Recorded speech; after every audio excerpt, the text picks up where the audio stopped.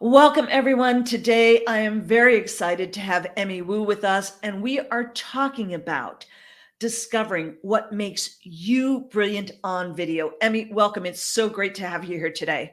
Thank you so much for having me. I'm excited for this. Yeah. So, Emmy, you've had a really fascinating background in Hollywood producing video, right? Yep, yep. And you just told me you produced 3 seasons of The Real Housewives of Vancouver, right? I coordinated, yeah. Coordinated. So it was like managing the logistics of, where we're gonna shoot these housewives and managing that with the production studio. It was a handful. I got lots of stories there. Yeah, talk about crazy, right? Crazy. I've only watched one episode of Real Housewives because I just had to see one episode just to see what it was like. Holy smokes, craziness. So if you can do that, you can do anything. Let's So just say it taught me a lot. I'm sure it did. So, Emmy, you and I both know that there's so many people that like the thought of going live on video, or even like thought of doing what you and I are doing right now, just having a chat and being live on video, just like scares the living bejeebies out of them. Or just even having to, record video where they're not doing it live, just, strikes the fear of God into them. So, how do you help people get over that? Great question. And I resonate because I spent my entire career behind the camera. And so when I started my own business 7+ years ago now, that was the first time that I actually put myself in front of the camera. And I think for most people, unless we have a history of like broadcast or journalism, we really aren't aware of the little micro expressions we make when we talk, the sound of our voice when we hear it back, and that can be a little discombobulating, and really create a lot of anxiety, around judgment. What if I look like an amateur? What if I mess this up and people don't even know what I'm talking about? So I get it. And at the same time, I think it's really important to remember that at the end of the day, we're just connecting with other humans on the other side of that lens. And it's less about being perfect. It's less about having everything so, your background perfect, your script all perfect, but rather really genuinely connecting. And I would say from doing pre-recorded videos, because when I started online there wasn't even live video yet, so that ages me a Yeah. little bit. But when I started to try live video, my camera presence improved exponentially. And I think it's because there's nothing like a little bit of pressure of somebody watching on the other side that just kind of forces you to keep going, even if you mess up. And so I think that's something important to remember. The more that you put yourself in that situation, start imperfectly, over time, you'll just lose that sense of, anxiousness, Yeah. and start to enjoy it more, because ultimately when you enjoy it, people on the other side can feel that too. You just reminded me of something that I actually forgotten about. When I first started doing recorded video, I would write out word for word a script. And I would literally, I'd look at my piece of paper, I'd memorize like the first 3 sentences, and then I'd turn the button on and I'd read three. I wouldn't read, but I'd say 3 sentences, and then I'd stop record, and then I'd read the next 3 sentences, and I'd read them over and over again and say, okay, Emmy Wu video story strategist knows exactly. And then I'd turn the record button, and then I'd edit it all together, and it was awful. It's a painful process, right? Yeah, It's a lot. yeah. It's a lot.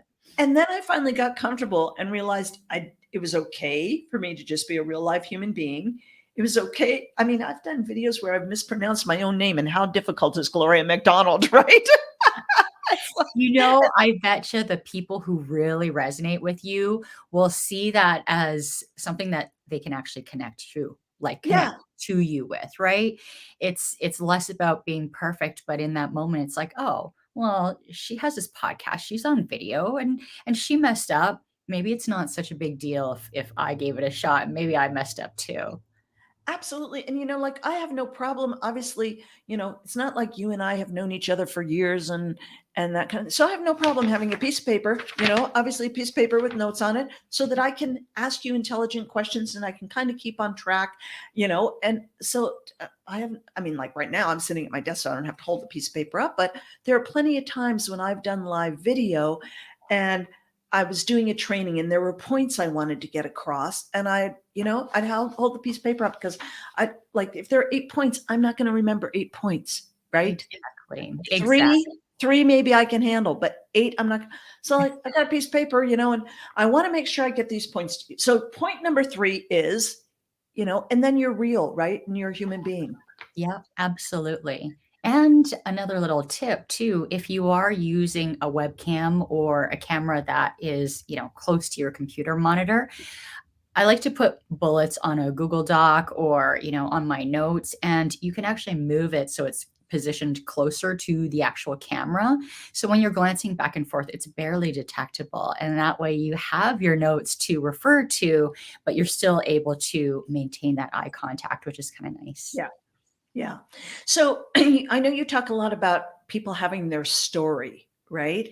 How, how do you develop your own story, and how do you use that in video? Let's say our audience here is largely network marketers, affiliate marketers, online marketers.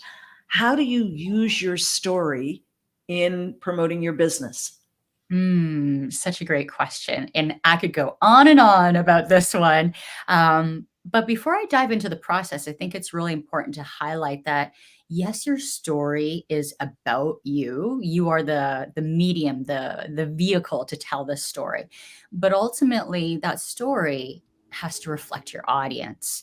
And so when you're choosing the stories to tell about your life, about your business, it's not just about, sharing as much as you can about yourself, but making sure that the points that you're teaching, the key ideas that you want your viewers or listeners or readers to walk away with is ultimately something that they can feel within themselves as well. So when I'm going through the story finding process with clients, I have a process called the story distillation exercise, and I put them essentially through a pretty deep questionnaire. And then I get on a call with them where I'm extracting even deeper. Mhm. Because it's one thing to get somebody to type something out on a page. It's a completely different thing when you can speak with them live and just dig a little bit deeper. And I find that's where you actually find the gems in someone's story. And typically, what I'm looking for are humanistic themes. So, what does that mean? Challenges that you've had to endure or go through in your life where Mhm. you came out victorious and you learned something, or an experience, a person even that made you shift your perspective, and perhaps you were made better because of that. These are things that everybody has experienced in their lives. And when we see it, when we hear it, we can instantly recognize that. And that makes your story a lot more sticky, right? When Right. people can kind of feel what you're trying to tell them, they're much more likely to remember that story. Because here's the thing, we're bombarded with social media, with messages all day long, email notifications. And chances are, a lot of people aren't going to remember your story bit by bit, detail by detail, but they're going to remember a really powerful moment. They're going to remember how you made them feel and how your brand evokes that feeling. And ultimately, that's what we're going for. Absolutely. And I'm thinking about the Real Housewives, right? Yeah. I mean, why is it that we're glued to the TV watching whatever reality TV show, right? It's because they're stories, isn't it? Yep. Isn't it? Yep. I mean, you know better than I do. I'm just saying it from my perspective as, a television viewer. But isn't that why we as human beings, why this whole reality TV show thing has, you know, gone ballistic? I totally agree. I think people are always curious to know what happens on the inside of somebody else's life. And I feel like it piques curiosity even more when perhaps it's somebody that seems untouchable, these millionaire housewives. And yet we watch an episode and we realize, oh, they have drama too. They experience jealousy as well. And so these again, even though it's on a kind of different spectrum, they Yeah. are still humanistic themes that we can on some level relate to. I think that's the appeal of it. And I mean, I think let's face it too. I think modern media loves to show the shiny, the sparkly, which, has appeal as well. But that's a different aspect to the story. Yeah. So can you talk a little bit about the pros and cons and the differences between pre-recorded video and live video? Great question. So there's actually a lot here. And when you're trying to decide whether to use pre-recorded or live videos, it's important to remember your intent. So, for many platforms, pre-recorded videos are considered legacy content. So, videos uploaded to your Facebook page, to YouTube, obviously, even Instagram, IGTV when I was around, and Instagram Reels. They tend to have a longer shelf life. So I have videos on my Facebook page that I uploaded like 2 years ago that are still getting views because as long as, there's some kind of thread of content that ties it back, Right. it will continue to show your content to more viewers. Whereas live video is meant for engagement.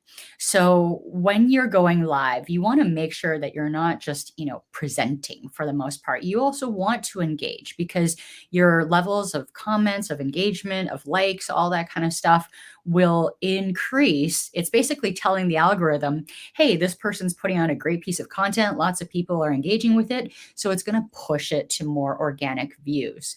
So a lot of people make the mistake of going live because it's so easy, and I love it for how easy it is too, Right. but then they're just presenting and not engaging with their audience at all. On the other hand, with pre-recorded, once it's up, it won't just keep showing it to new people. We have to remember to always keep promoting it as well. There's also a few differences in terms of like the structure, because video marketing has shifted and changed so much, just even in the last couple of years. We have long form, we have short form. So, there are differences in terms of how you can structure videos, in terms of, is your piece of content really going to represent your brand for a long time, for example? Then let's use pre-recorded and let's make sure we structure it in the right way so that it makes the most impact. Whereas, say you have an upcoming launch for a new product or a new course or something, then in that case, it might be really helpful to go live and really interact with your audience and get them to kind of get more eyeballs on your brand. Yeah. So I know you talk about three essential videos business owners need. What are those three essential videos that business owners need? Mhm. So, kind of touching on what we spoke about previously, I don't think it's really a matter of choice. Do I do pre-record or do I do live video? I think in an ideal situation, you have a blend of those two, as well as a third, which is more of a long form, strictly educational type of video. This is often seen, as more of a sales type of presentation. They can be seen almost like in a webinar type format where they are longer, but you're teaching something a bit more substantial. So, like I spoke about with pre-recorded, it's great to create pre-recorded to establish the pillars of your brand. What are you all about? What are those key pieces of content that maybe people are searching on, but is also an interest of yours? And you can use that as a pillar of content to help grow your visibility and your audience. And then with the live video, you can then take it a step further and use that to engage with your audience, even using those live videos to drive traffic back to the pre-recorded video. I've seen that Mhm. too.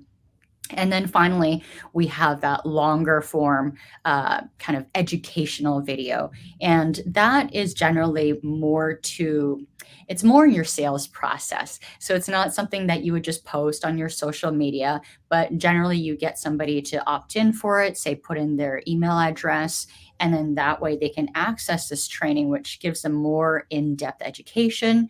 And oftentimes there is, a product or a sale at the end of that. So I know there are people who are going to watch this, listen to this, and they're thinking, oh my gosh, but I've never done video. I don't have a microphone. My lighting's not so great.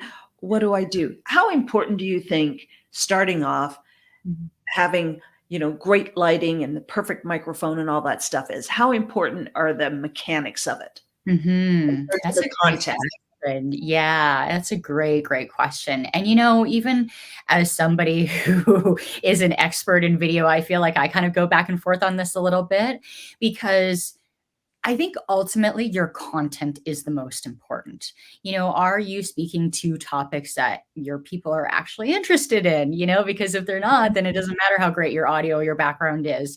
You're not going to generate the amount of traffic that you want.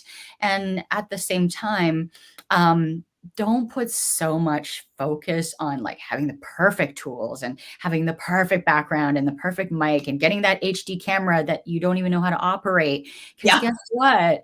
You're going to get frustrated at the learning curve and then you're never going to make videos.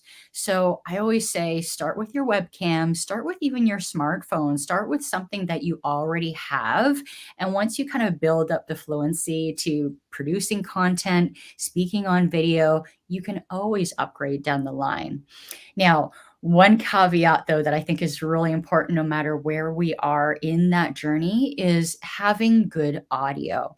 I know a lot of people like to record videos outside, per se. Maybe, their brand is connected with nature and the outdoors and fitness and health.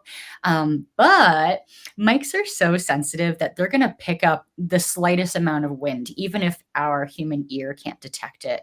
Right. So make sure you're wearing one of those little fuzzy covers on top of the mic on your lavalier if you are recording outside. And if you can, invest in a lavalier mic. There are ones that are not very expensive. You can get them anywhere.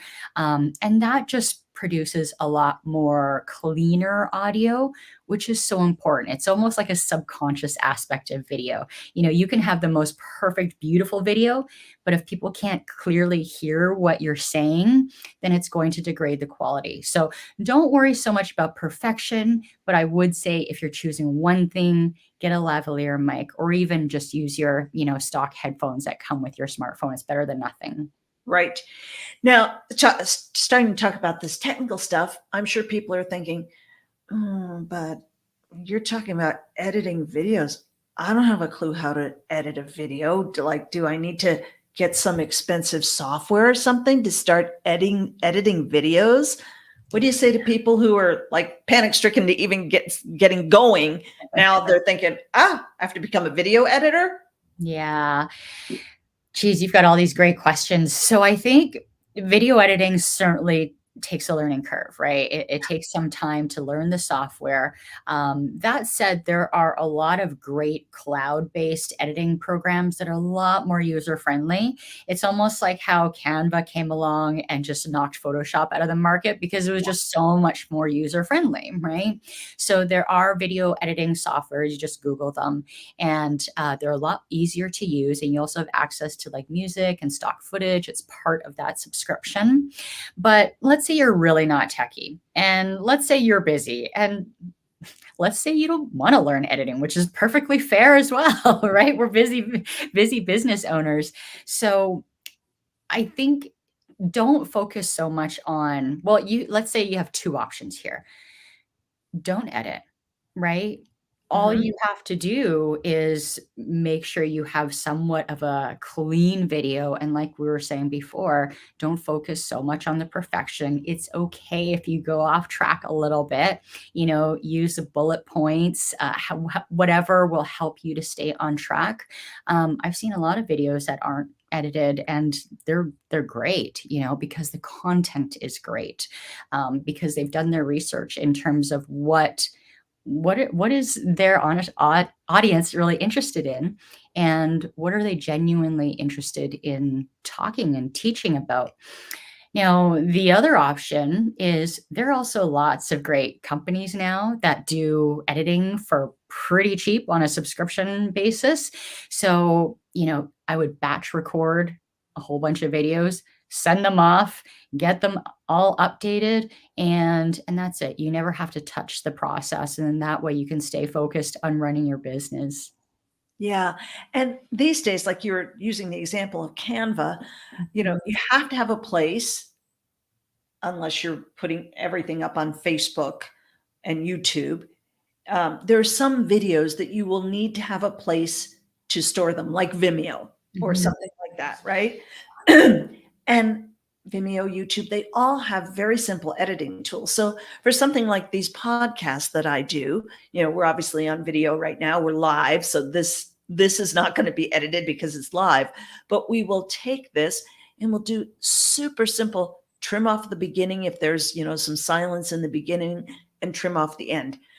Earlier this week, I had somebody that I was interviewing, and he just froze, 2 times in the middle of the interview. His internet connection was bad.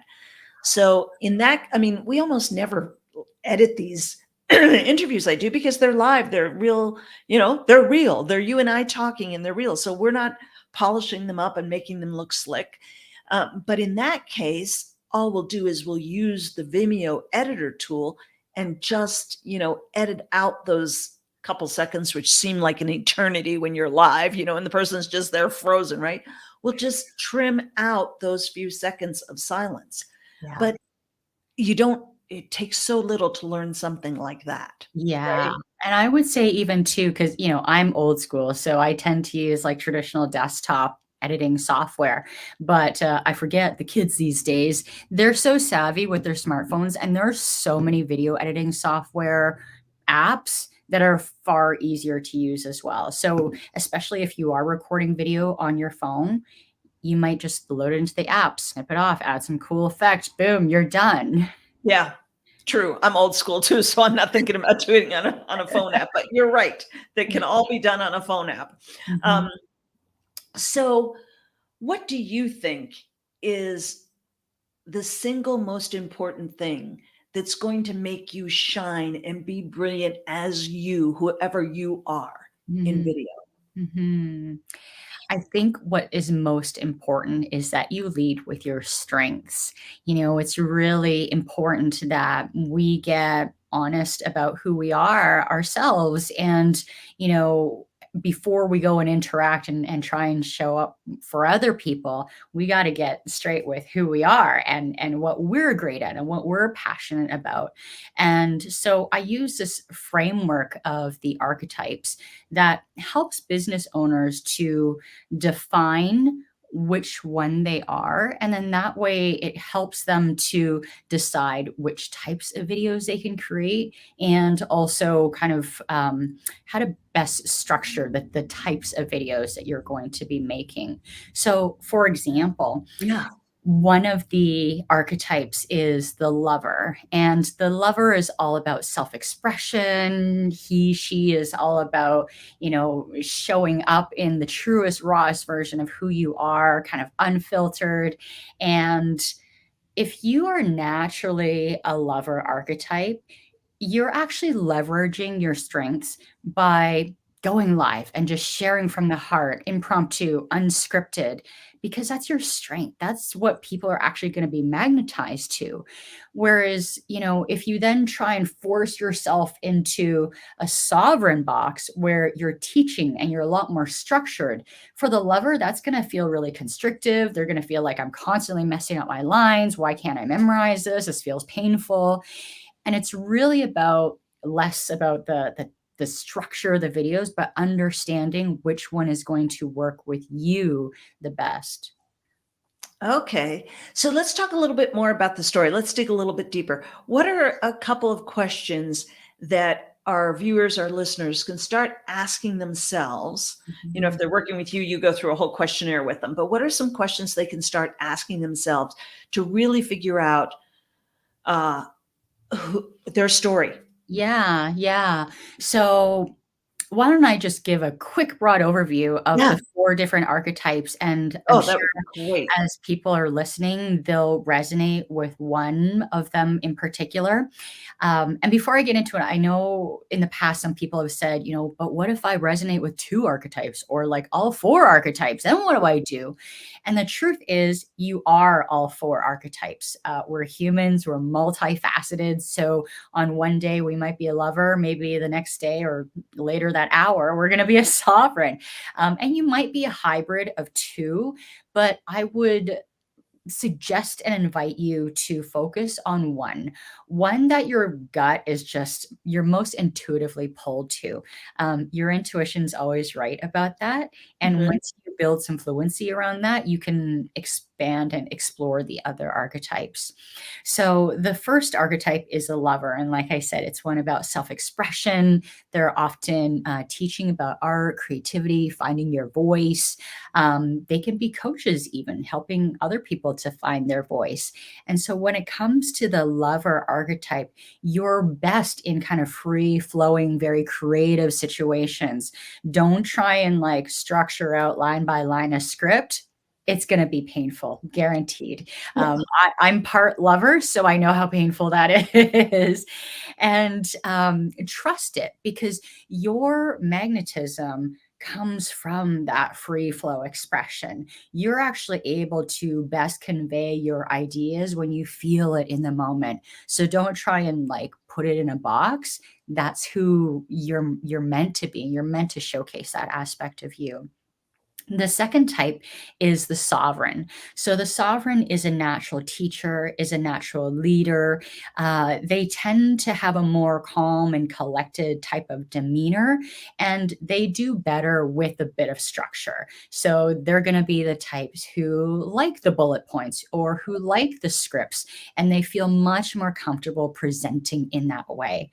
So if you find that, you're a natural teacher and you like your bullet points, that's fine. Or even if you like your scripts, right? Stick with that, because in your script, you're going to be able to present a much more polished, clear version of what you want to convey.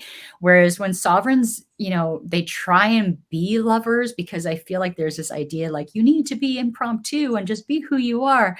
But they'll be the ones who stumble on their words, and then they're going to be hard on themselves after. So don't try and, again, put yourself in this box, but just remember that what you naturally feel most pulled to, most just naturally how you like to present is how you should follow. The third archetype is the magician. So the magician has this ability to basically turn nothing into something beautiful and wonderful in this world. So they are the ones who turn ideas into lead magnets, into offers, value in the world. They're the ones who can turn, a grocery list into this beautiful buffet, So it's the people who are like food bloggers, people who are event coordinators, turning chaos into these beautifully orchestrated type of experiences. So magicians have this knack of literally seeming like they're pulling magic out of their butt. People around them are like, wow, how did you even do that? Like, how I can't even imagine what your process is. And so part of the magic of the magician is literally showing their process. They don't even have to necessarily present anything. Doing something like a time lapse or a quick behind the scenes live stream, that's actually what people are really drawn to, because to them, you truly are a magician. So when you give people into a glimpse of how you bring it all together, how you make it happen, that can be really inspiring for your audience. And then the final archetype is the warrior. So the warrior has this natural ability to rally people behind a common cause. They have this ability to get people excited over ideas, even if these people don't necessarily seem to understand this idea themselves. It's the magnetism of the warrior and how they're able to convey the importance, the feeling of this mission. And the unique thing about the warrior is that because they're very say it like it is type of people, and they do what they say, that they often have a large network, that they can almost leverage the people in their network as almost like money, because people believe them because they do what they say.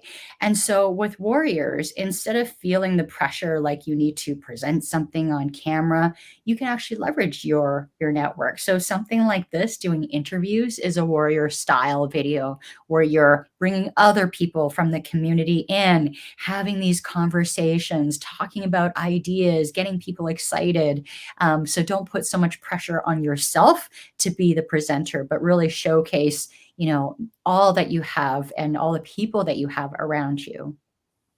Cool. That's fantastic. So we're out of time here. I can't believe how quickly that flew by. So how do people find out more about you, get in touch with you if they want to? Yeah, so they can go to my website, that's Mhm. emmywu.com, and they can also find me on social media, Instagram, Facebook, at Emmy Wu Media. Okay, emmywu.com and excuse me, at Emmy Wu Media. Emmy, Yes, thank you so much for this. This was fantastic. Really, really fun, and I really appreciate it. Great to have you on the show today. absolutely. Thank you so much for having me. I had a blast. Cool. Take care. Yay, thanks.